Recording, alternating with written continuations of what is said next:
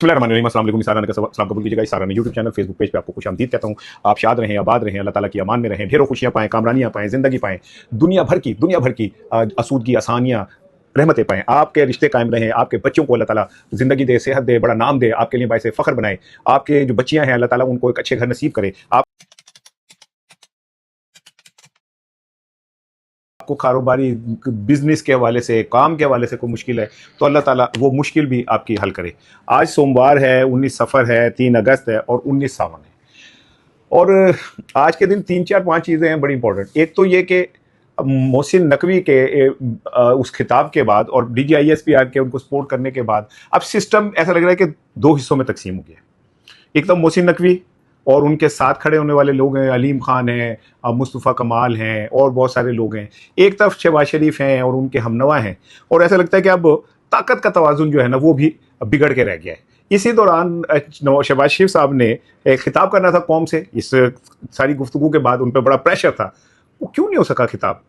बड़ा इंपॉर्टेंट है कि इस गेम में शहबाज शरीफ बामुकाबला मोहसिन नकवी फातिहा कौन है, ये मेरा एक इंपॉर्टेंट खिताब है। दूसरी खिताब कह रहा हूँ वीलॉग है। दूसरी बात यह कि आज़ाद कश्मीर के इलेक्शन हो गए, मैंने आपको पहले कह दिया था कि नून लीग जीतेगी। किताब पे सामने दीवार पे लिखा नजर आ रहा था, नहीं आ रहा था जिसको तो उसको अपनी आंखों का इलाज कराना चाहिए था।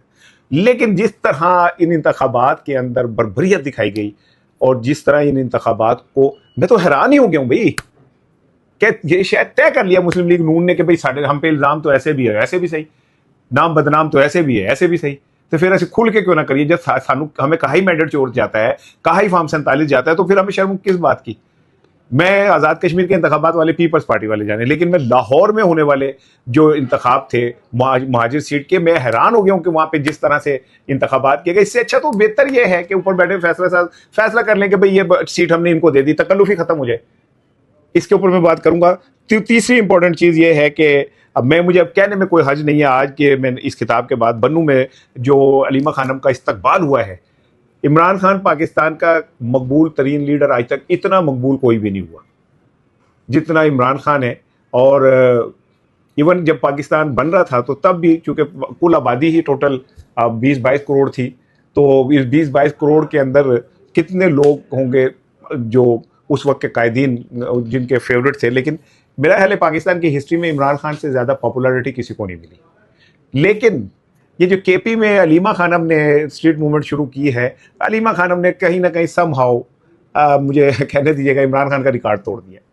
कैसे तोड़ा है आज उसको रिकॉर्ड को मैं आपको बताऊंगा कि क्या किया है अलीमा खानम ने ऐसा कि वो जो रिकॉर्ड है वो टूटा है। लेकिन इस सबसे पहले जनाब आ जाए आज़ाद कश्मीर का इलेक्शन की तरफ। फिर मैं मोहसिन नकवी बामुकाबला और क्या कहते हैं शहबाज शरीफ आऊँगा। लेकिन सबसे पहले एक चीज़ सुन लें कि इंतखाबात हुए, उस इंतखाबात में होने यह था कि मुस्लिम लीग ने मैदान मार लेना था। अब तक के जो 3 सीटों पे कामयाबी, 5 सीटों पे उन्हें कामयाबी मिल चुकी है, 10 में वो आगे हैं, पीपल्स पार्टी को 1 सीट पे कामयाबी हुई है, 4 में वो आगे हैं, इसी तरह जनाब अली। लेकिन जो लाहौर में हुआ है महाजिर की नशिस्त पे, उसमें जो तरीके इस्तेकाम के यहाँ लाहौर से जो सुपरवाइज़र थे, इंतखाबात की निगरानी कर रहे थे और वो जो क्या कहते हैं देख रहे थे, मैंने आपको पहले भी बताया था कि मलिक नसीब जो है वो इस मामलात को देख रहे थे। आज जब मैंने उनसे बात हुई और मैंने उनसे पूछा कि जी क्या बना इंतखाबात का, तो उन्होंने कहा कि जी मैंने अपनी पूरी लाइफ में इतनी धौंस धांधली और धड़ल्ला नहीं देखा जितना मैंने इंतखाबात में देखा है। उन्होंने मुझे बताया कि जी रावी रोड, शादरा और बहुत सारे मुकामात जो हैं उन्होंने मुझे मेंशन किए थे। लेकिन मैं चूंकि एक डिसिप्लिन आदमी नहीं हूँ ना, तो मैंने कहा जी पुल जंदे में कितने रख लो और डिगन नाला से भी देख लो। मैं मिस्टर बीन नहीं हूँ, लेकिन मेरी हरकतों को किसी तरह मिस्टर बीन तो कट भी नहीं किया कि वो मैंने लिखे कि भाई कौन कौन से इलाकों कहते हैं जी। उन्होंने जाके अमले को बाहर निकाल दिया और डंडी पट्टी निकाल दिया और उसके बाद उन्होंने जो उन्होंने करना था कर लिया। उनका कई जगह तो ऐसा भी हुआ कि 100% वोट जो है वो मुस्लिम लीग नून को डाला गया है, शादरे में भी और शादबाग में भी और कहाँ। अब मैं आपको एक बात बताऊं कि ये वो सीट है जो पिछले 30 साल से आलमोस्ट दीवान महीउद्दीन साहब के पास थी। अब उनकी जो अहलिया हैं वो इंतखाबात में खड़ी थी और चाहे कुछ भी हो जाए, मैं कहता हूँ कि ये तय कर लिया हो ऊपर एस्टेब्लिशमेंट ने कि भाई PTI को कहीं स्पेस नहीं मिलनी, फिर भी इखलाकन एक शख्स जो 30 साल से जीत रहा था, जिसको ये इंतखाबात उसकी जेब में पड़ा होता है, अगर उसको तीसरे चौथे नंबर पे मिले, पीपल्स पार्टी भी गायब, इस्तेकाम पार्टी भी गायब। तो इससे आप अंदाजा कर लें कि किस बुरी तरीके से मुखालफिन ने इल्ज़ाम लगा रहे हैं कि इंतखाबात को चुराया गया। मलिक नसीब साहब जो हैं वो ये कहते हैं कि जनाब लोगों को ताकत के जोर पे, असले के जोर पे निकाला गया, उन्हें कैंपों में नहीं घुसने दिया गया, कैंप खाली करा लिया गया, पोलिंग एजेंटों को उठा दिया गया और उसके बाद जो ठप्पे लगे वो सबके सामने हैं। ये तो है लाहौर का।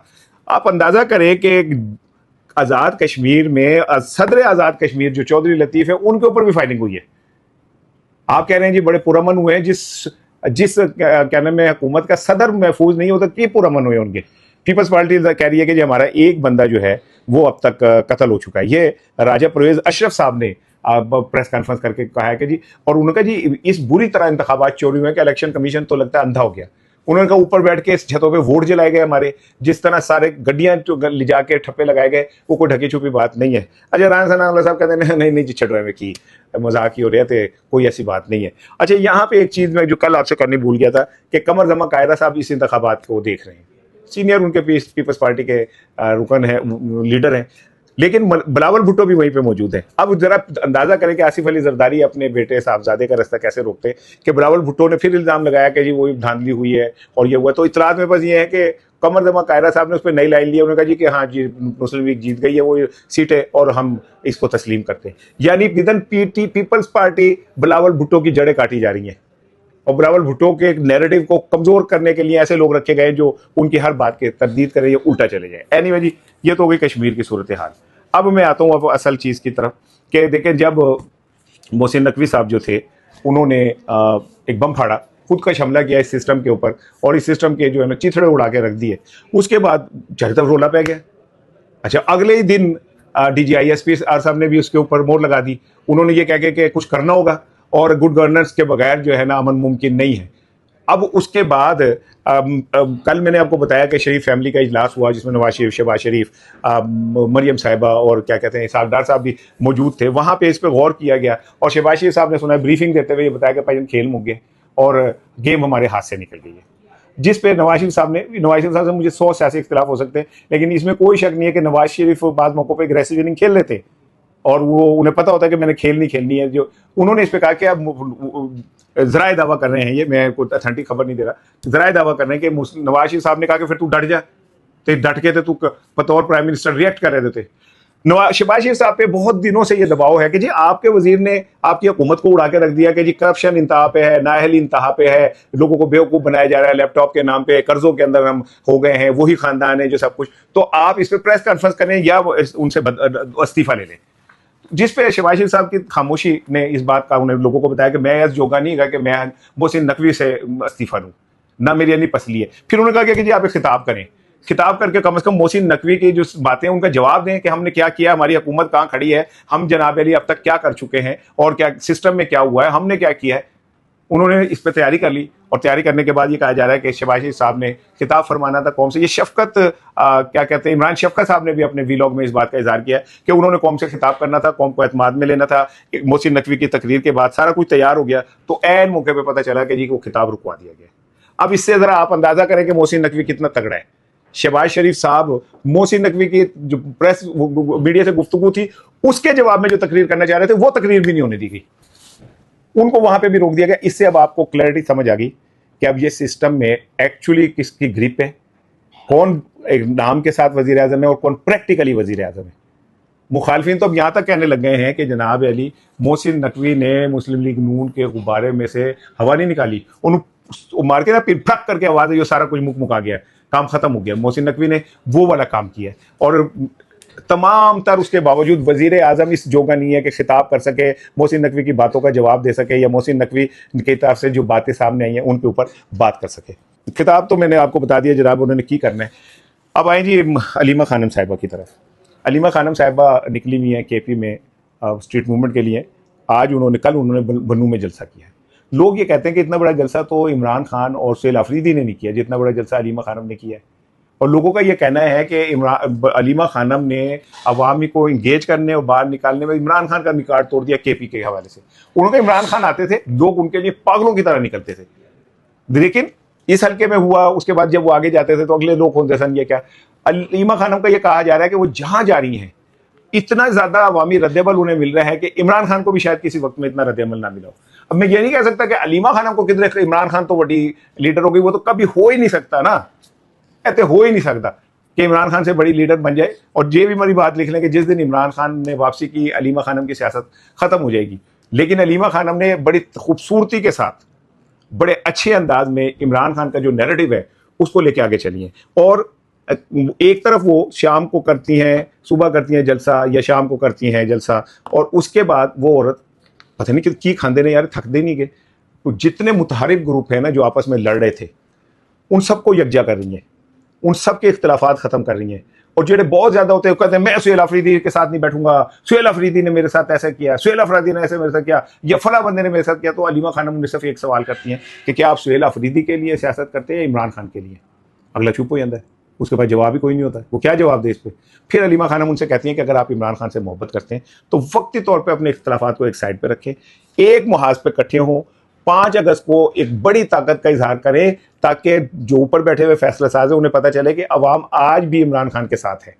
क्योंकि ये तासुर अलीमा खानम की जानिब से बार बार जब ये कहा गया 10,000 बंदे भेजे नहीं आए, तो ये तासुर बना कि शायद लोग उनके कहने पे तो 10,000 बंदे नहीं आते। लेकिन कोई ये नहीं सोच सकता कि अडियाला तक 100 जो चेक पोस्टें बनाई हुई है आपने पुलिस की, उनमें कभी 26 नंबर चुंगी, कभी फला, कभी कौन सा नाका और कभी कौन सा नाका, उन नाकों के ऊपर से आगे जाने ही नहीं देते आम आदमी को, पब्लिक ट्रांसपोर्ट आप बंद कर देते, तो कैसे लोग जाए। लेकिन इसके बावजूद भी कुछ लोग जो है कोई रास्ते निकाल निकूल के वहां पहुंच जाते हैं। और अगर वहां पहुंच के 5-7 हज़ार का भी इज्तिमा हो जाता है तो ये बहुत बड़ी बात है।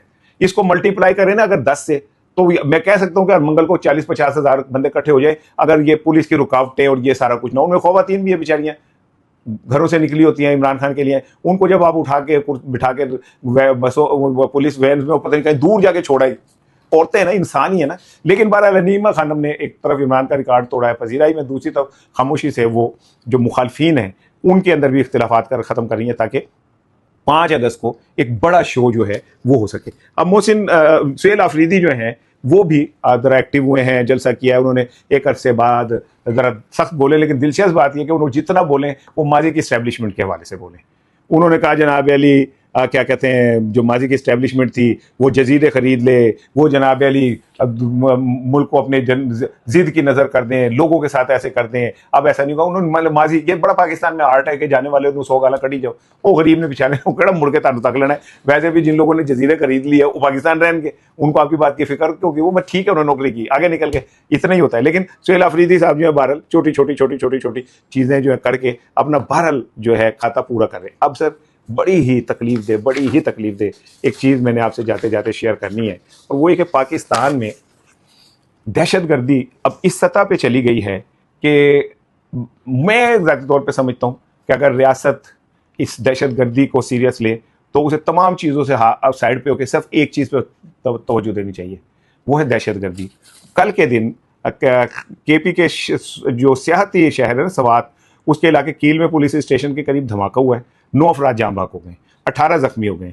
अच्छा, उसके बाद वो कहते हैं कि जनाब अली एक वहाँ पे अमन रैली निकल रही थी, अमन रैली के अंदर ये खुदकश धमाका हुआ है जिसके अंदर मैंने आपको बताया कि 9 लोग जो हैं वो शहीद हो गए। अच्छा, फिर दूसरी जानिब खैर हमने भी उसका जवाब दिया है और हमने भी बंदे शंदे उनके फटका दिए, लेकिन आप लॉ एंड ऑर्डर की सूरत हाल अंदाज़ा करें कि कितनी कमज़ोर है बलूचिस्तान। और केपी में के फरहान पुलिस स्टेशन पे हमला किया है दहशतगर्दों ने, हमला यरगमाल बना दिया और इमारत को नज़र आतिश कर दिया। ये कोई छोटी बात नहीं है कि किसी रियासत के अंदर दहशतगर्द इतने ताकतवर हो जाएं कि वो एक थाने के ऊपर हमला करें, थाने पे हमला करने के बाद उस थाने के हमले को यरगमाल बना लें और उस इमारत को तबाह कर दें। वो ठीक है कि हमारे सिक्योरिटी फोर्सेस बहादुर जो हैं वो ऑपरेशन कर रही हैं और वो उसे खाली भी करा लेंगी, लेकिन इससे आप अंदाज़ा कर लें कि पाकिस्तान की सूरत हाल कितनी खौफनाक है। एक तरफ केपी, मैंने आपको बताया कि अभी वहाँ कितने वक्त, बलूचिस्तान जिस तरह वहाँ लोगों को कत्ल किया जा रहा है, पंजाबियों के पासपोर्ट शनाख्ती कार्ड देख के उन्हें कत्ल किया जा रहा है, जिस तरह वो कराची के मियाँ भी सैर जो करने गए थे, बच्ची भी साथ थी और मियाँ को जिस तरह मारा गया, फिर उसके बाद अब कितने ताज़ा तरीन वाक़यात हुए हैं जिसमें पुलिस वाले जाम शहादत नोश की लड़ते लड़ते।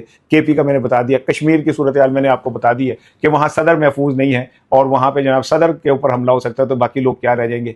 और इसके बाद अगर अभी भी हम ये नहीं समझ रहे कि हमारा पूरा फोकस जो है ना हमारे मुल्क की सिक्योरिटी पे होना चाहिए, सियासतदानों को मेरा ख्याल है मौका दें लड़ने का, मरने का, आपस में टकराने का, आपे रास्ता निकल आएगा। और ये जो असल चीज़ है वो ये कि जिस मुल्क के अंदर मैंडेट का एहतराम खत्म हो जाता है ना, उस मुल्क के अंदर बरकत वैसे ही मुक जाती है, बरकत ख़त्म हो जाती है। और अफसोस की बात यह है कि पाकिस्तान में मैंडेट का एहतराम ख़त्म हो गया है। 8 फरवरी को जो कुछ भी हुआ, उसके बाद जो अब हो रहा है कश्मीर के अंदर, लाहौर में जिस तरह वोट चोरी हुए, इससे आपको मुझे एक ही बात समझ आ रही है कि हम अब माजी से कोई सबक नहीं सीखते, हमें माजी से सबक सीखने की ज़रूरत भी नहीं है। हम जो चाहे करते फिरे, हमें सिर्फ ये होता है कि हमें कौन सा किसी ने पूछ लेना है, हमें किसी